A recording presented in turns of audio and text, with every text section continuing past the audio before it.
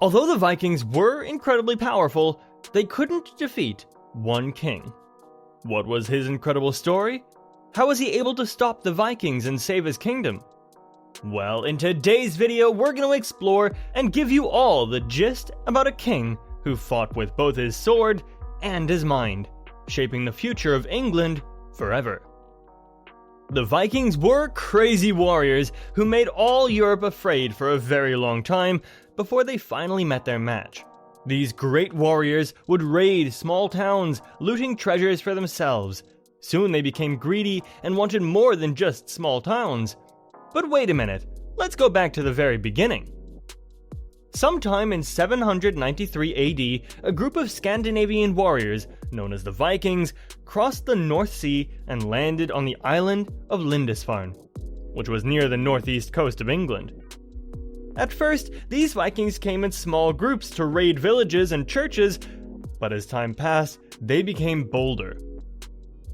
By 865 AD, these Vikings had formed a massive Viking army called the Great Heathen Army. This army arrived in England. This time, it was to conquer and to settle there.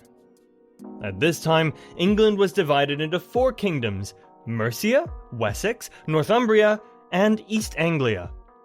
The Vikings saw this as an opportunity to take over these lands, but they couldn't conquer everywhere because of one man: Alfred the Great. Alfred was born in the Kingdom of Wessex in the southwest of England. His father, Ethelwulf, was the King of Wessex, and Alfred grew up as a prince. Alfred had 4 elder brothers, so it seemed like he would never be king. However, after his father died in 858 AD, Alfred's brothers became king, one after another, until they all died as well. This unexpected turn of events set the tone for when Alfred would one day be on the throne. His last surviving older brother, Ethelred, became the king, leaving Alfred next in line. From a young age, Alfred loved learning. He enjoyed studying English poetry and even developed a great love for the Latin language, which was quite rare at the time. As a young boy, he got the chance to visit Rome twice. During one of his visits, he met the Pope, who honored him by making him an honorary consul of Rome. A pretty big deal for the young prince. In 868 AD, Alfred felt it was time to start his own family, so he married Ealhswith, the daughter of a nobleman from Mercia. The year would later become even more eventful because Alfred also began his military career. He joined forces with his brother Ethelred to fight off the Vikings who had been raiding England for years. Alfred stood by his brother's side as the Wessex army's second command.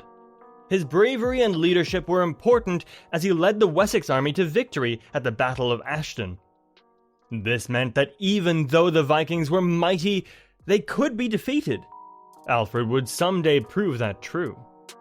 In 871 AD, the Vikings were still attacking, and the Anglo-Saxon kingdoms, except Wessex, fell to the invaders one by one. That same year, Alfred's brother Ethelred died, leaving 21-year-old Alfred as king. Despite his youth, Alfred quickly proved to be a smart and brave leader as he fought hard to defend his kingdom from the Vikings. One of Alfred's brilliant ideas was to divide his army into 2 groups.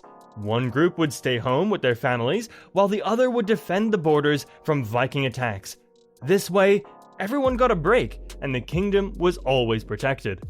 But Alfred wasn't always direct. Sometimes he used the trick of deception. There's even a legend that says Alfred once disguised himself as a traveling singer and entered a Viking camp to gather information.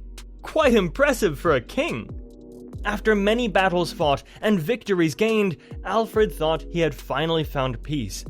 But in 878, the Danish king Guthrum launched a surprise attack on Wessex. Alfred and his army couldn't stop the Vikings this time, so he was forced to make peace with Guthrum.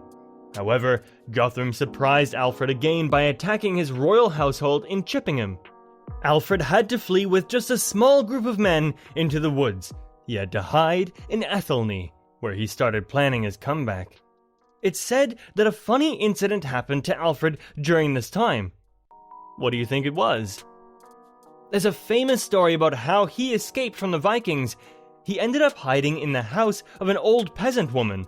The woman didn't know that Alfred was the king, and while she was baking some cakes, she needed to go outside to take care of the animals.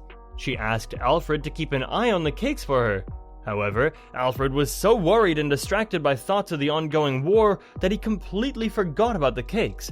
When the woman returned, she found them burnt and scolded him for the burnt cake. While this story is fun to remember, Alfred wasn't just sitting around. He set up a fort in Athelney and gathered an army from the local people. He used clever guerrilla tactics for the next few weeks to surprise and attack the Vikings. Slowly but surely, Alfred built up a strong enough force to face the Danes in a proper battle on the open field.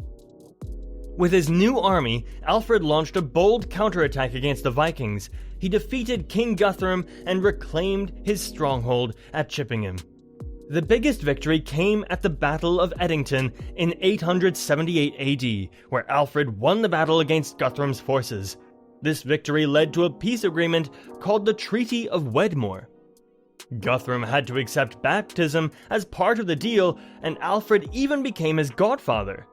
Guthrum's army was forced to leave Wessex, allowing Alfred to secure Chippingham and also gain more land in places like Kent and West Mercia. Not long after, Alfred and Guthrum made another agreement called the Treaty of Alfred and Guthrum. It helped create peace between the two leaders by setting clear boundaries for the territories and agreeing to peaceful trade. Some Viking raiders still crossed into Alfred's land, but the years after his victory were mostly quiet.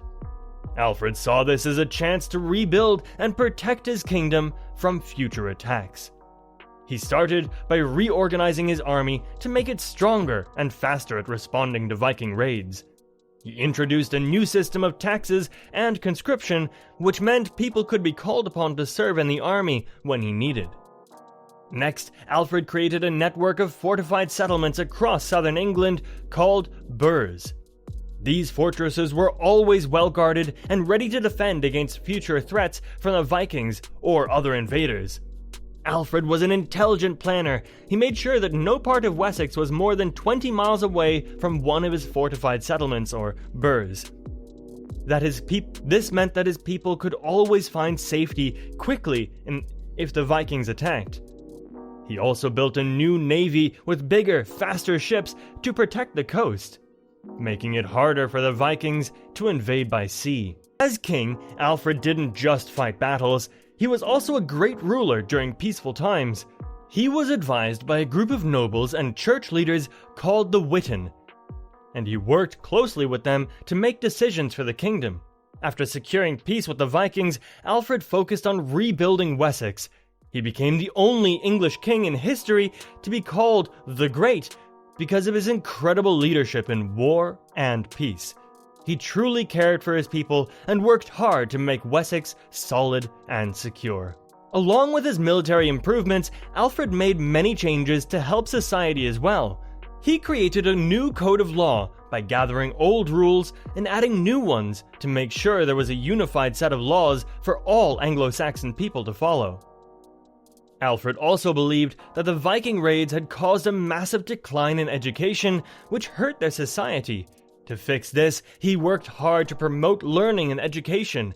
He even brought the best scholars from other countries to teach in schools, hoping to make learning a priority again. Alfred was so interested in education that he learned Latin in his 30s to help translate important books into Anglo-Saxon. This made many books much easier for his people to read. He also started the creation of the Anglo-Saxon Chronicle, one of the most important historical records of the time. These chronicles helped spread knowledge, encouraged the unification of England, and celebrated Alfred's rule as a strong and wise king. In 886 AD, Alfred decided to attack again and captured London, a major victory that laid the groundwork for future kings to push back against the Vikings. After this success, Alfred started calling himself the King of the English. Coins even began referring to him by that title. Although he was a great leader, Alfred had been sick for much of his life. He passed away in 899 AD at 50 from unknown causes. Alfred was buried in Winchester, and his eldest son, Edward, became king after him. Alfred's brave defense of Wessex and his many reforms helped build the foundation of English society. His descendants, especially his grandson Ethelstan, continued his work. By 945 AD, Ethelstan had driven out Eric Bloodaxe, a famous Viking, and united all Anglo-Saxon England. And so, Ethelstan became known as the first King of England, completing what Alfred had started.